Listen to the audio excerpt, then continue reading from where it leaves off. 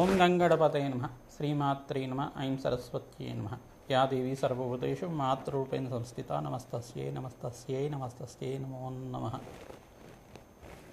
క్లీం కృష్ణాయ గోవిందాయ గోపీజనవల్లభాయ శ్రీకృష్ణ పరబ్రహ్మణే పరంజ్యోతిషే నమో నమః. శ్రీకృష్ణ పరమాత్మనే నమో నమః. ఓం నమో భగవతే మేధా దక్షిణామూర్తే మహ్యం మేధాభ్యగ్యం ప్రయచ్చ స్వః. క్రీం క్రీం మహాకాళికాయ నమో నమః. శ్రీరామ జయ రామ జయ జయ రామ రామాయ నమో నమః. ఓం నమో భగవతే అరుణాచలేశ్వరాయ నమః.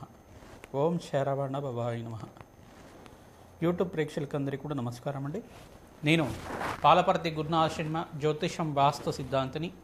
ఈ రోజున మనం చెప్పబోయే టాపిక్ ఏంటంటే ప్రధానంగా రాహుకేతుల ఒక ప్రభావం అంతా కూడా కాలసర్ప దోషాలు మేషాది ద్వాదశ రాశుల వాళ్ళకి జన్మలగ్నవశాత్తు జన్మజాతకం ప్రకారంగా ఏ రకంగా వర్తిస్తాయి. అందుకు కాలసర్ప దోషాలు అనేది అందరు కూడా చెప్తూ ఉంటారు. ప్రధానంగా జన్మజాతకంలో సంతానం అనేది ఆలస్యమైనప్పుడు కానీ, వివాహం ఆలస్యమైనప్పుడు కానీ, పితృదోషాలు ఉన్నప్పుడైనా కానీ, ప్రధానంగా ఆర్థికంగా ప్రతినిత్యం కూడా ఆర్థికంగా అనుకున్న స్థాయితో ఎదుగుదల లేకపోవడం కానీ, అనేది ఫైనాన్షియల్ గ్రోత్ అనేది కరెక్ట్ టైంలో లేకపోవడం కానీ, బిజినెస్లో లాస్ రావడం కానీ, బిజినెస్లో అంతా కూడా ప్రాఫిట్స్ రాకుండా మీరంతా కూడా షట్ డౌన్ చేయడం కానీ, ఇదంతా కూడా కొన్ని కాలసర్ప దోషానికి కారణమవుతుంది.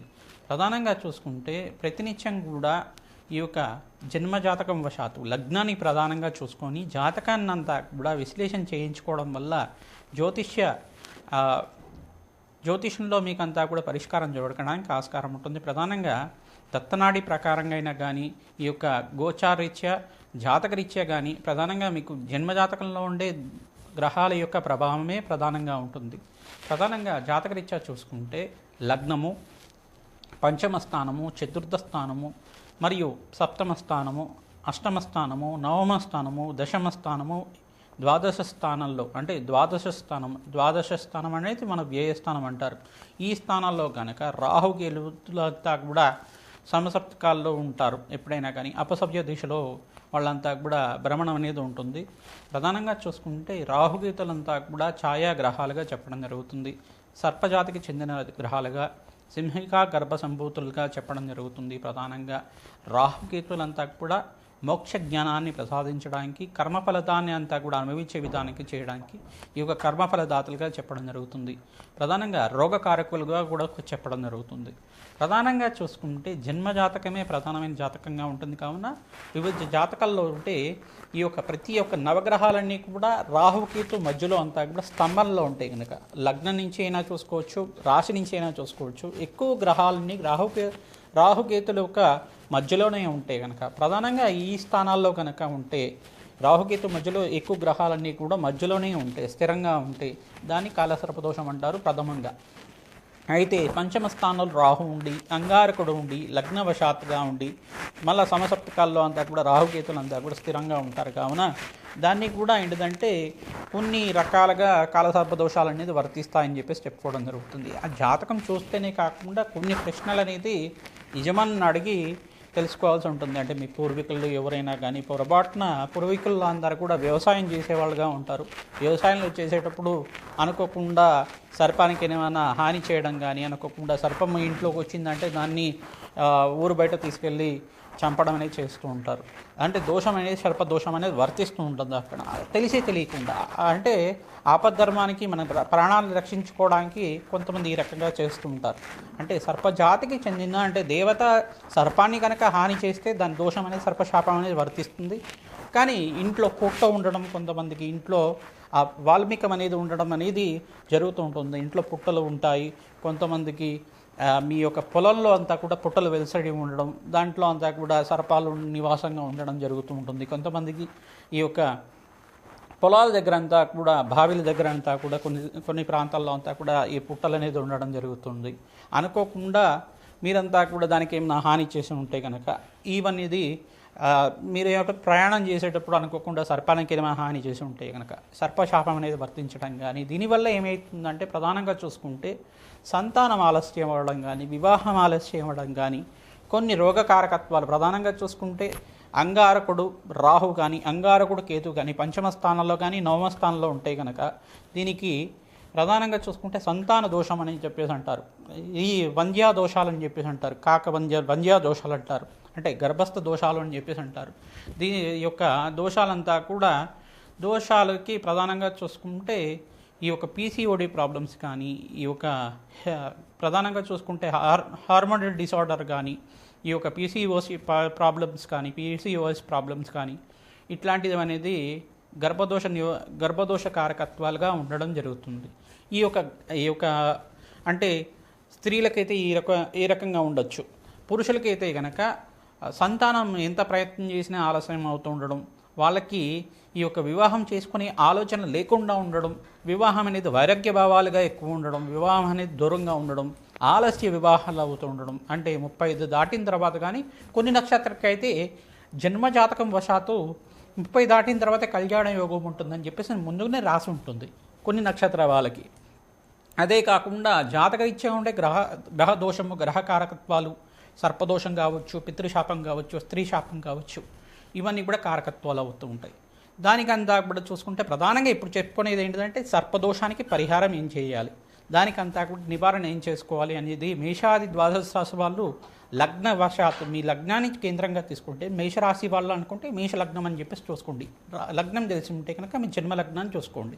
లేదంటే కనుక మీ రాశిని చూసుకొని దాన్ని లగ్నంగా చేసుకొని జన్మజాతకం అంతా కూడా మీ దగ్గర ఉంటే కనుక మీరు జ్యోతిష పండితులతోటి మీ యొక్క గృహ పురోహితుడితోటి అంతా కూడా విశ్లేషణ చేయించుకొని పరిష్కారం చేసుకోవడం వల్ల మంచి ఫలితాలు పొందుతారు. నాగేంద్ర స్వామి ప్రతిష్టను ఆచరించాలి. ప్రధానంగా అయినా సర్పాలు ఏంటిదంటే అనంతశేష కాల సర్పదోషము, ప్రధానంగా పద్మకాల సర్పదోషాలు, కర్కోటక కాల సర్పదోషాలు, కులింగ కాల సర్పదోషాలు, కాళేంది కాల సర్పదోషాలు, తర్వాత ధనుంజయ కాల సర్పదోషాలు, దంతరాష్ట్ర కాల సర్పదోషాలు, ఈ యొక్క దోషాలు అనేది ప్రధానంగా చెప్పడం జరుగుతుంది. వాసుకి తక్షక కాల సర్పదోషాలు అని చెప్పేసి చెప్పడం జరుగుతుంది. దీనివల్ల ఏమవుతుందంటే చర్మ సంబంధమైన అనారోగ్య ఇబ్బందులు కానీ, ప్రధానంగా గుప్త సంబంధమైన రోగాలు రావడం కానీ ఇట్లాంటివి జరుగుతూ ఉంటుంది. ప్రధానంగా చూసుకుంటే ఈ యొక్క లంగ్స్ ఇన్ఫెక్షన్ రావడం కానీ, నిమోనియా లాంటిది ఎక్కువ రావడం కానీ, ఉబ్బరం ఎక్కువగా ఉండడం, ఉబ్బసం ఉండడం, ఆయాసం ఉండడం, ఇవన్నీ కూడా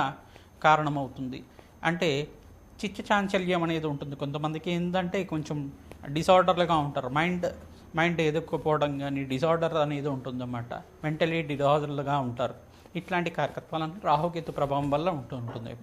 ప్రధానంగా చూసుకుంటే ప్రధానంగా ఈ యొక్క రోగ కారకత్వాల నుంచి బయటపడడానికైనా కానీ జాతకరీత్యా యొక్క గ్రహ ప్రభావం ఏ రకంగా ఉంటుంది, రాహుకేతు ప్రభావం అంతా కూడా ఏ రకంగా ఉంటుంది, దాని నుంచి బయటపడడానికి ఏం పరిష్కారం ఆచరించాలో వివరంగా చేయడం జరుగుతుంది. ప్రధానంగా కుక్కి పుణ్యక్షేత్రం దగ్గర కుక్షి అంటారు. కర్ణాటక ప్రాంతంలో అంతా కూడా మనకి కుక్కి పుణ్యక్షేత్రం అంతా కూడా వాసుకి పుణ్యక్షేత్రం అంటారు. సుబ్రహ్మణ్య స్వామి యొక్క వెలిసి ఉన్నారు సర్పరూపంలో అక్కడంతా కూడా. అక్కడ సర్ప సంస్కార పూజ అనేది ఆచరిస్తూ ఉంటారు. తర్వాత వివాహం కోసమైనా కానీ సంతానం కోసమైనా కానీ ఆలస్య కళ్యాణాలు అవుతున్నా కానీ ఈ సర్ప సంస్కార పూజ చేయడం, తర్వాత సర్పశాంతి, సర్ప బలి విధానం అనేది చేస్తూ ఉంటారు. అంటే ఇక్కడ విధానం ఏంటిదంటే ఈ యొక్క నక్షత్రాలన్నీ కూడా కారకత్వాలు అవుతుంటాయి. ప్రధానంగా రాహుకేతు నక్షత్రాలంతా చూసుకుంటే అశ్విని, మక, మూల, తర్వాత ఈ యొక్క ఆశ్లేష, యొక్క పుబ్బ, ప్రధానంగా చూసుకుంటే కొన్ని నక్షత్రాలు ప్రధానంగా చూసుకుంటే పూర్వభద్ర నక్షత్రం కానీ ఈ యొక్క నక్షత్రాలంతా కూడా కారణమవుతుంటాయి. స్వాతి, తర్వాత శతభిషం, ఈ యొక్క నక్షత్రాలంతా కూడా సర్పజాతికి చెందిన నక్షత్రాలుగా చెప్పడం జరుగుతుంది. ప్రధానమైన దోషాలంతా కూడా ఈ నక్షత్రాలకి ప్రధానంగా ఉంటాయి.